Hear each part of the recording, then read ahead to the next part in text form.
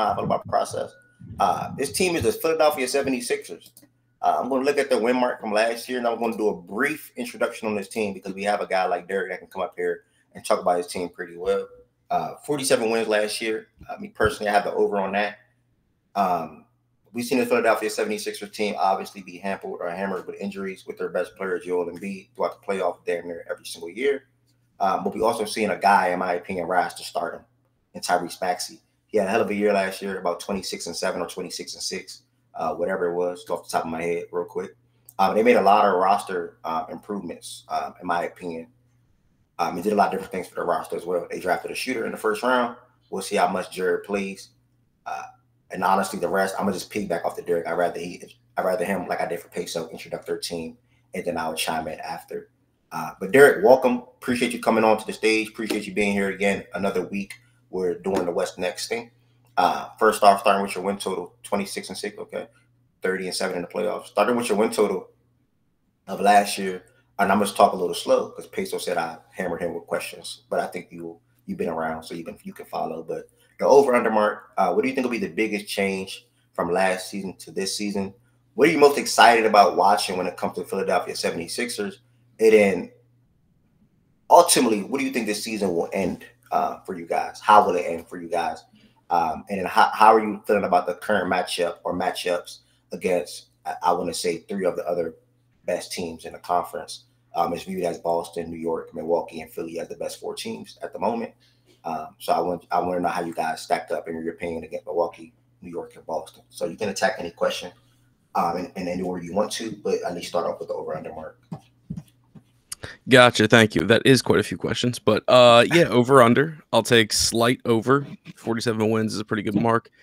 Top 8 in the East should be more competitive. A couple bottom feeders should be more competitive. So I'll take slight over if it's like 50 or 51, but that's probably like about right. As far as additions, it's addition by subtraction for me. Tobias Harris is no longer playing on this team, and I'm thrilled. I'm excited. Paul George services will be much appreciated, and I'm looking forward to whatever that is in the regular season. As far as what else to look forward to, it really, honestly, for me, it's just Tyrese Maxey. I really think Tyrese Maxey has ascended to stardom. I expect another jump this season, as crazy as that may sound. I think when Embiid was out, he had a great growth period, even if his efficiency dropped. I think he's going to look even better this season.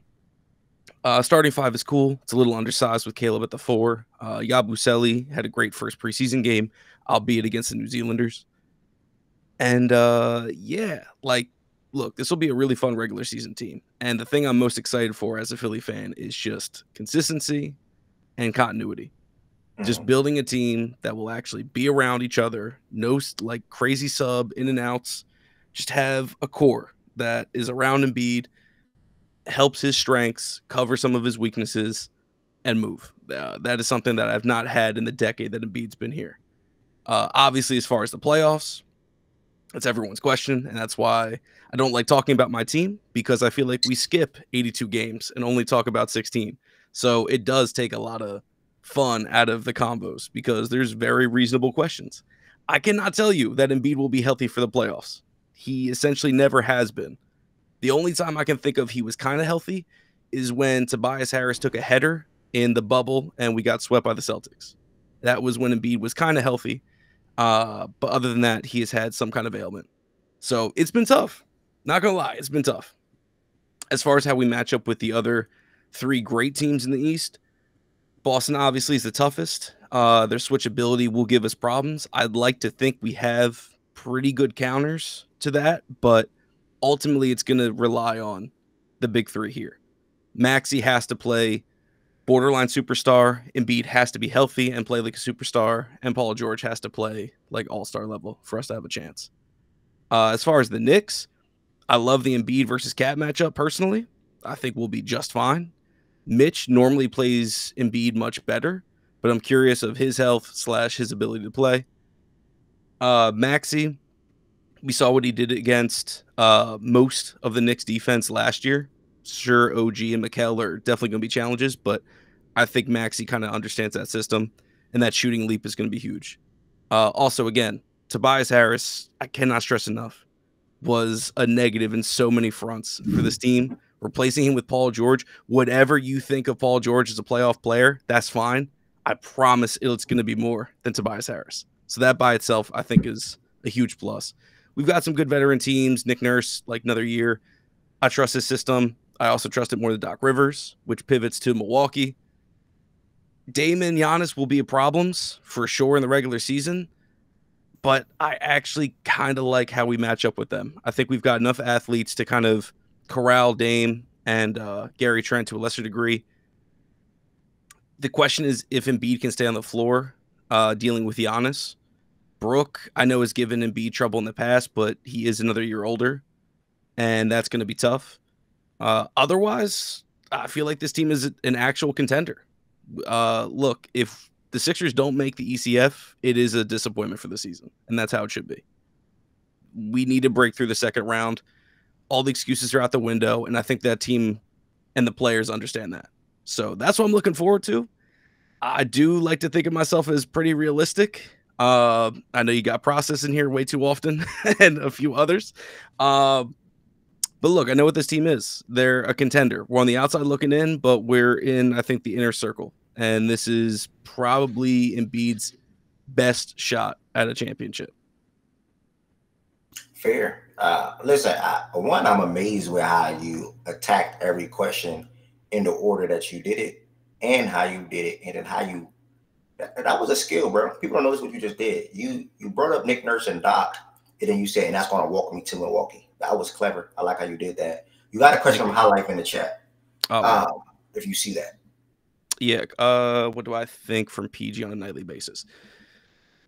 That's a good question. I think realistically, I'd expect 22, 6, 3.5 as like some baseline counting stats. Consistent outside shooting in the regular season. I think PG can provide that. Defensively, he's going to be asked to do a lot as far as wing defense. But again, I really think PG understands that he is a third option on this team. And I think he's okay with that because he's getting paid like a bona fide second option. So I don't think he'll mind. And he realizes he has to kind of set the tone early. And I think he's already kind of figured out Philly fans, our support comes in the form of boos more often than cheers. So that's going to be the interesting thing if he deals with like the first 20 games of getting shelled. Hopefully he doesn't roll over. But no, I think PG is just going to add a level of consistency. I get the memes around him, and believe me, like I've been part of it when he was on the Clippers and coming up short with OKC. He's still a great player. So I think it's like great value. As Embiid, 30 points per game. I think he's actually under that this year. I know people don't like Embiid for the most part overall, which I partially understand. I feel like overall he's actually like a really fun player to watch. But he has said multiple times this offseason that he's going to try and get Tyrese more involved. And I do firmly believe that. Embiid has gravitated to Maxey more than any starter that he's had in the past 10 years. I say that pretty like wholeheartedly. He just likes Maxey's attitude, and it started out as like a big bro, little bro relationship, is now kind of like transformed. I think he really respects what Tyrese's mentality as well as how he plays the game. Obviously, so like a player you can trust. So I do think Maxey's going to get a lot of shots up this year. So I think Embiid's still like around 28, 29, but the scoring title want, the MVP want, truly, I think are behind him. He got his, and I think it's fair to say he probably isn't going to get one the rest of his career. And I think he's okay with that. If he wants to change his legacy, if he wants to make an impact, he knows it comes down to winning. Like that's the difference maker as far as his legacy. So yeah, I expect like really good things. I think PG is like a good consistent piece, and that's what this team needs. One well said, bro. Thanks for answering that, Derek. Two more in the chat. Yep. And if anybody have questions for Derek or Sixers, period, that you just want to hear from somebody that's probably not processed or anything like that, none against process, all love. Feel free to type them in the chat. What's your bench rotation? And then Derek, would you? Well, okay, Derek. Young 23 money question. Derek, would you? What? Would If I don't make the conference finals at this point, okay, would it look bad on Embiid legacy? Of course. Whether we like it or not, Embiid has an MVP. He has been one of the best players of the decade. And yeah, people would absolutely question his legacy. I think as far as Philly athletes, he's pretty like well locked up as far as that. But in terms of NBA, yeah, of course. That's what's frustrating about a team like this. People don't care about your regular season. And like Process might be here because Process might not be here because he's more in the Phillies, who also just did the same thing. A lot of Philly sports teams, it's kind of punishment dealing with like just waiting for the regular season to end because we only care about the playoffs, which is a really frustrating way to exist as a fan, to be honest, because it just saps all the fun out of a sport. But for Embiid, I mean, that's the truth. Like everyone's just waiting for that. Be healthy for a postseason and then perform. That's the thing that we're missing. So, yeah, I mean, like, of course it would look bad, but like that's why we play the game. One more. And y'all asking some good questions in the chat. No funny. What's your best rotation? Ideal best rotation for you? Sure. I mean, the starters are well locked. That you can see here. I've seen some people try to suggest that EG should get more minutes because Kelly doesn't really have that shooting prowess. I think Oubre is just like a glue guy as far as hustle, transition. He does play aggressive defense, I can say the very least, even if it's not great at all times. So EG is going to get some minutes. Expect Nurse to play older guys first and foremost. Lowry's guaranteed minutes. Ideally, I don't want anything over 20, but that might just be me wishing. So I'd say Lowry is your bench PG. EG probably 15 minutes a night at the 2. KJ is an interesting one because he could play the 3 or the 4. And quite frankly, he's the most tradable contract. So as much as I said I'd love like this core and this not moving, this team is still missing a true power forward. And I think most people would agree if this team had a DFS or heck, I'll take even a Dean Wade, like someone that's a little bit true to a power forward size, who can still play some defense, get some boards, maybe shoot, then people will take this team a little bit more seriously rather than a 6'5" guy playing power forward. Yeah. So if that were to happen, awesome. And I feel like we play KJ a little bit early to see if we can like juice the trade odds for that. But I think KJ's your 3. Yabusele started out nice, but I don't see that dude ever playing more than 20 minutes a night. Part of it's a physical thing. He's still on the bigger side, and he's coming from a league that is a little bit smaller. And then Andre's like bona fide slotted 5, like obvious backup. He's been the best backup that Embiid's ever had. So I think that's what you got. You mentioned Jared McCain earlier. I went back to watch some Nick Nurse press conferences, him talking about Fred VanVleet. I think the Sixers and Nurse think that he could be a VanVleet-esque player down the line. That would be the dream for me. It's not going to happen this season.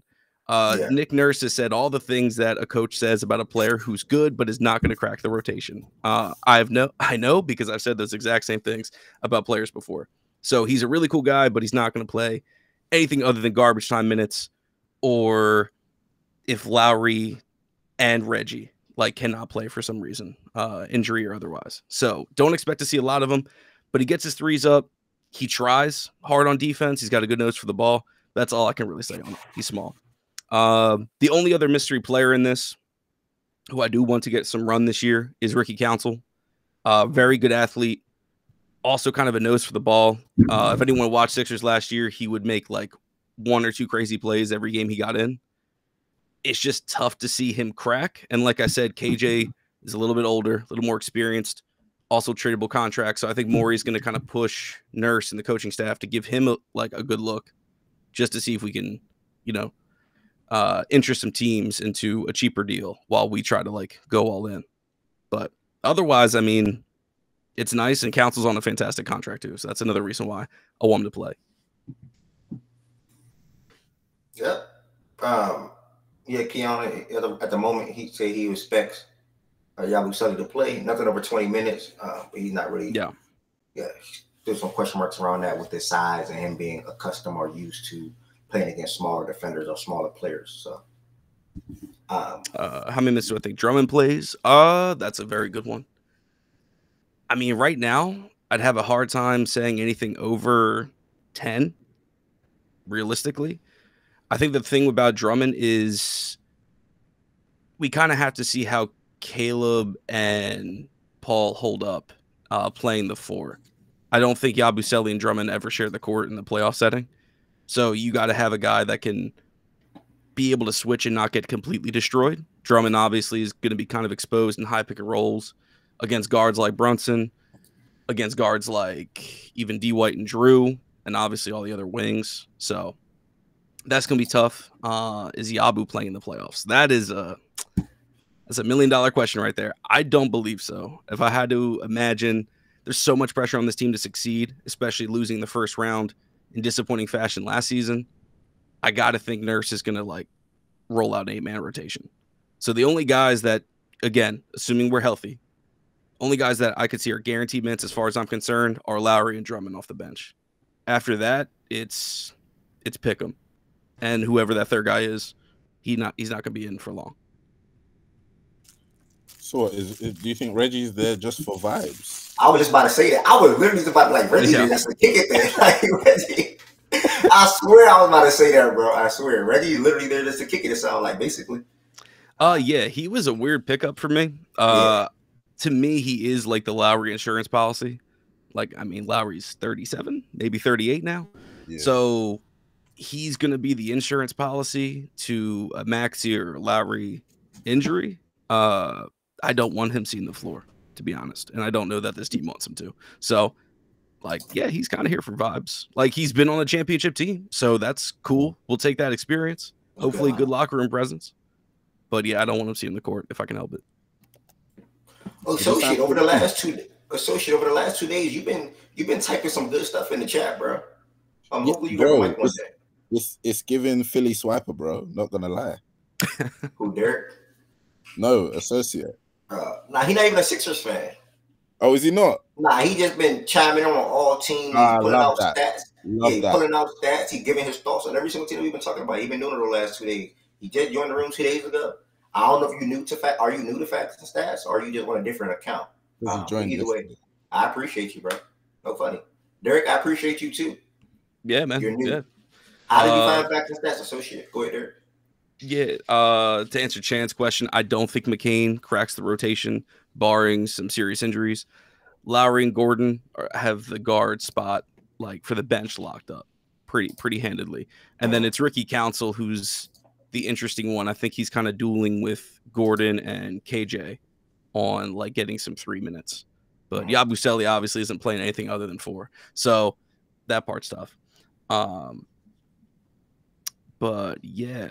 I mean, if anyone up here has any questions while I'm trying to read the chat at the same time. I'm going to try to think on some. I was just thinking, you guys kept on kind of making the point about Caleb being undersized. Do you see, for example, Nick Nurse kind of making a drastic change if it's too obvious?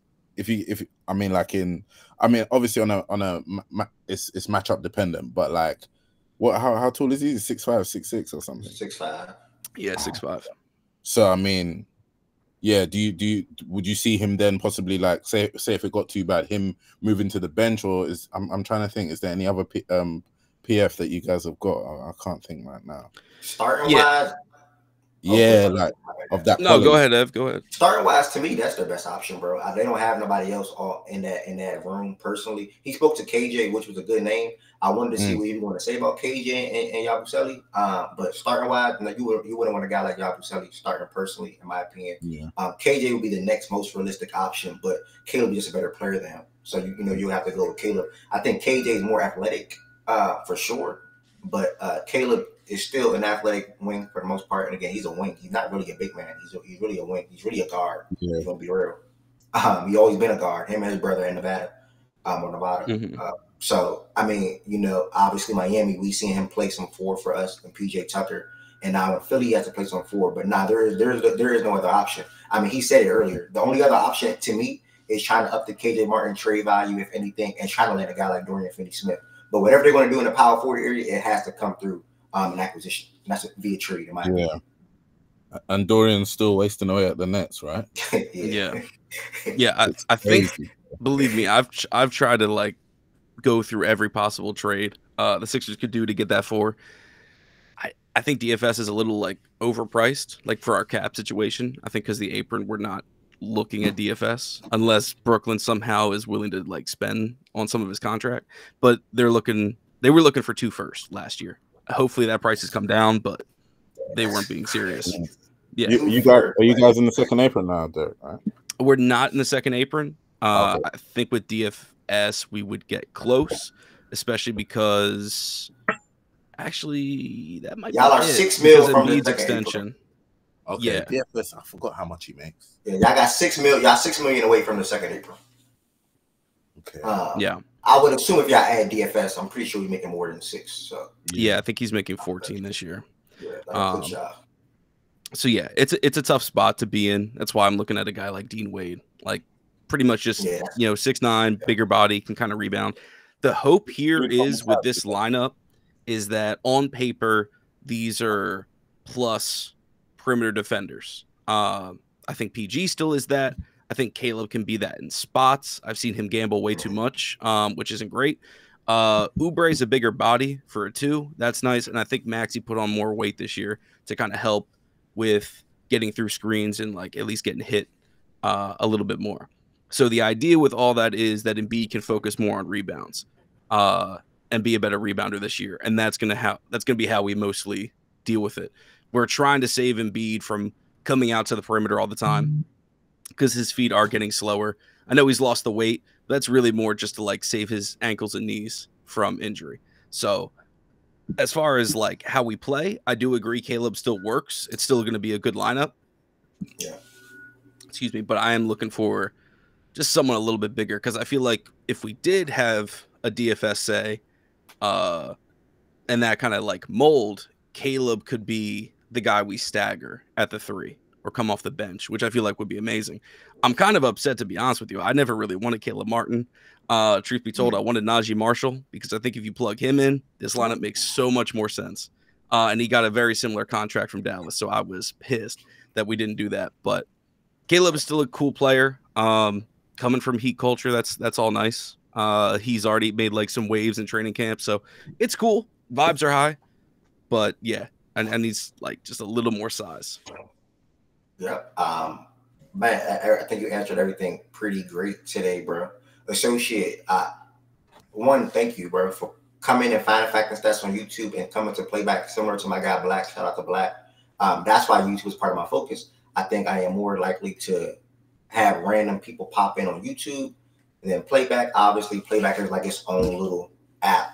While YouTube is, people are always surfing on YouTube all the time. So like I told y'all earlier in this week, you will continue to see the show live primarily on YouTube without playback. We're still featuring playback for watch parties and also some shows as well. And also after we end on YouTube, we sort of kind of head to playback and continue the talks or lollygag and giggle and etc. Associated, thank you. Thank you for taking that C word out of your name too, brother. And me picking up off of Derek, that was so great. I would want to leave it alone, to be honest with you. But my quick thoughts over the mark. I said earlier, then they get around 50. I think it'll be 3 teams that win 50 games in the East for sure for me. And I'm peeking or winking at Milwaukee. I don't know if they're going to be 49 again or 50, so we'll see. But I have Philly winning 50 games, whether that's 50 to 52, somewhere in that ballpark. I have Boston eclipsing 55 again, and then I have New York being in that same ballpark as well with 50 to 53, I would say. I'm with you. I think Max will take another leap. I'm just trying to see how all that scoring is going to work because you came here last week and you told us that you think Maxey even stayed. You think he stayed at that 26, 27 mark. So I'm trying to see like how realistic is it going to be for Maxey to average 26 when Embiid staying at 28, 29 and then Paul George being at 22 for you. So it's like, how is all that going to, I don't know. I'm not. Derek, let me ask you this. Right? Back to what Ed was saying. Like, you don't think Paul George is going to take Maxey shots away? No, I don't, because Tobias Harris is being replaced, and so he's taking Toby shots, and Toby took surprisingly more shots than you may think last year. How many shots did Maxey attempt last year? When Embiid was out, that number went up. So Tyrese, I think he finished the year just under 18 shots per game. A game? 20. Yeah, that's because Embiid missed so much time. So yeah, okay, that's so now 20 shots are coming down. 6 of those shots is going to Paul George. I don't think 6. I don't think 6. How many shots did Tobias average? 13. That's a lot. I didn't even think it was anywhere 13. That's crazy. So you give Paul George that 13 plus 4 extra. Yeah. Right, which I think is pretty easy to find in this offense. Yeah. I think Maxey and Embiid will both still be at 20 or more. I think Maxey, if anything, at 19. Paul George will be around 15. What Kelly Oubre shots were? 13 as well. What? Yeah, he can go. He can come down. Like I said, Embiid missed a lot of time, so there were shots to go around, and we were looking desperately to find it. Like I cannot. This team routinely falls off a cliff when Joel Embiid is not playing the game. So like that's what killed me, because I was just last night talking about point guards, and Tyrese Maxey, said was terrible when Embiid was out. I cannot express how bad a Nick Nurse offense without a number one option like Joel really turns into. Like the lack of talent was terrible. So replacing Tobias Harris with Paul George and then hopefully having Embiid for 60-ish games is kind of like my prediction, my thoughts. It's going to make Maxey look even more efficient. Yeah. And to respond back to Kiana in the chat real quick before we get to another team, you say you think the win total is a little low for all. I think these win totals are so low. Bucks and Sixers really winning 50 games. I'm tripping. Me personally, I'm more so on the 4 teams winning 50 or more, right? But I listed 3 for sure for me. I think Milwaukee more likely than not to me will hit the 50-51. But I don't think you're going to see Knicks, Sixers, and Bucks. We're not going to have 2 teams, in my opinion, win 55 or more games in the East. I think when you get to that 5 through 8 range, 5 through 8 range, you're going to see really similar to last year where they all be above 45 wins. That's the Magic, that's the Pacers, that's the Heat, that's the Cavs. And then I think the Hornets are going to win more games this year, for an example. And things are going to be like that. So I don't think there's going to be 2 teams that win over 55 games in the East, personally speaking. Anybody disagree with that up here? Just out of curiosity, how many teams hit just 50 last year? We only had one other 50-win team in the East. That's a crazy thing. Oh my good, nah. So it was the Knicks. It was the Knicks at 50 and 32. Granted, this year and last year not gonna be the same, but it was the Knicks at 50 and 32. The Bucks had, and my bad, Kiana. The Bucks having 43 wins, and the Cavs having 48. So the Cavs can be another 50-win team, honestly, too. We'll see. We don't know. They can be. Yeah, they can be, but they're really good in the regular season. Yeah, facts. I think we'll definitely get like 4 or 5 50-win teams now. Okay, the East coming up. The East coming up. Because you said how many games did Philly win in the end? 47. 47. Yeah. And considering, remember the pace that they started on before Joel got injured. It wasn't that 24. They were going crazy, weren't they? Yeah. They had a good start. Yeah, they had a good start for sure. They was going to win 5 from them, honestly. Yeah, we gonna have a couple of 50-win teams this year for sure. Couple for sure. Facts 11-10. Derek. I mean, I love everything that you said.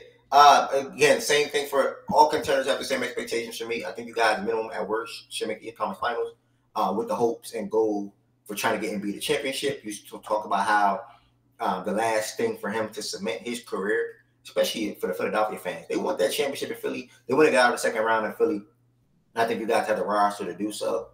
When you made all the moves with different pieces to sort of kind of try to get closer to that. Jimmy Butler, JJ, Tobias, James Harden, et cetera. And now I think you have a team, and you pointed out something very well, very great, in my opinion, with speaking to how him and Maxey's relationship evolved. It came in as, oh, you my little bro. You're a good scorer, you're a good shooter. But now I've seen you evolve with my own 2 eyes as a star player.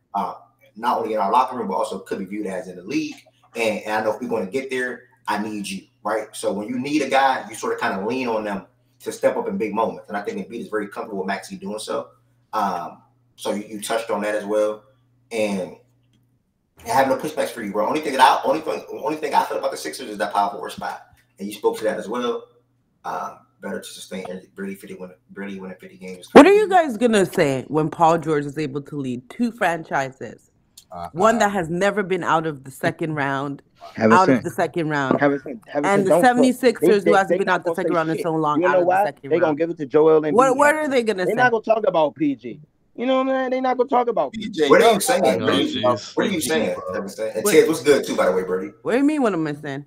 What are you saying? And then can somebody else? I want somebody else to give their viewpoint on Kiana, her thought process. I feel like I'm the only one that's responded to it. She feels like there's probably more teams that win over 50 games, right? Hovering between 49 and 50 or 51, 50 is a little too low for her. What's your thought process on that? Who's winning 50 games? I need to read that. That's not the top teams. Who's winning 50 games? Who has a chance of winning 50 games? What you mean? Why you answer it like that? I'm saying, like, who has a chance of winning 50 games outside of the top teams? So like, how about you tell us who you think have a chance in the East winning 50 games? The top teams such as Philly, Boston, Milwaukee. That's it. So do you think any of them will win? Do you think they will be around 50, 51, or do you think they can get to 53, 54, 55? That's what she's getting at. I feel like Boston and no, exclude Boston. We know Boston are going to win 55. Boston and Philly. It'll be Philly. It'll be Philly. Okay, so 50 can hit that 55 mark. You're saying too? Yeah. With Boston. Yeah. Fuck yeah. Boston. Okay. I'm not Boston. Milwaukee. I'm not too for sure because it's still like with that Dame Beyond and shit. So I don't know, but I feel like Paul George gonna fall right in to what it was at 49 last year. Yeah, here I guess to answer Giannis missed the last week and a half of the season. Yeah. I think to answer the question, aside from the Celtics, the next like four great teams are an injury away to a star player from not hitting 50 wins. Right. Yeah. Because if Giannis misses serious time, the Bucks are probably not getting 50. If the Cavs have the same injury bug of everyone take turns getting hurt every like 3 weeks, they could be coming up short again. New York is the same thing. I mean, if Brunson goes down, good grief. Like that could be horrific. So everyone's still kind of in the same boat. I just think Embiid has led this team to multiple 50-win seasons, so he just has to like be available. Honestly, I think him and Maxey could get you close to 50. But if PG is able to stay on the floor, coming off the most efficient season of his career last year, I think that's enough to get you 50, even if it's not a lot. But PG, just like 50, PG and Maxey, PG and Maxey can definitely get you 50. Are you asking me who I think could get 50 wins? You talking to me? Whoever. Who do you think will? Let's do that. Oh, who will? Okay, because a lot of teams could get 50. I'm not gonna lie. But who I think will? But it's not about them just getting 50. It's about them also like being higher than that. So let's say 53, 54, 55. Like, how many teams in East do you think can hit that 53, 54, 55? Let's really say 50. That's a different question, bro. That's a different question. That's more wins than 50. It was only two teams that had 50 last year, no? Yeah, but I'm asking that question, y'all, because that's basically what she's saying. So because I said that I think there's 3 teams. See, that's what she's saying, basically. Okay. I think there's 3 teams that spent winning 50 games. But she's saying 50. That 50 mark is just too low. She thinks it should be only one to me. I would stamp that I win 55 or more. You're saying, or 54? Yeah, more? Yeah. Okay. Only Boston. That's because Boston. Boston. Because that's because what Derek was saying earlier. Like the others, they have questions about health. Like for the past few years, they haven't been healthy. So I'm not gonna just give them that.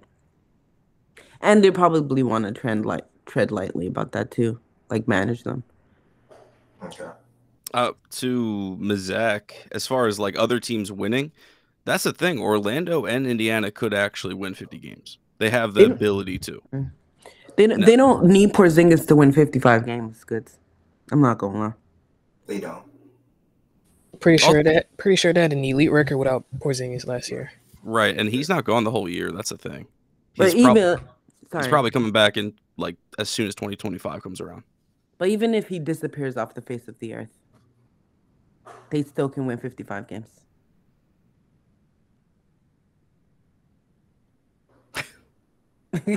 It is dark magic goods. It doesn't make any sense. But yeah, no, it's cool talking about my team. I'm glad it's not Spaces again, because That's why I stopped talking about my team once I went to too many spaces. Philly fans kicked me out because I was too real. Went elsewhere.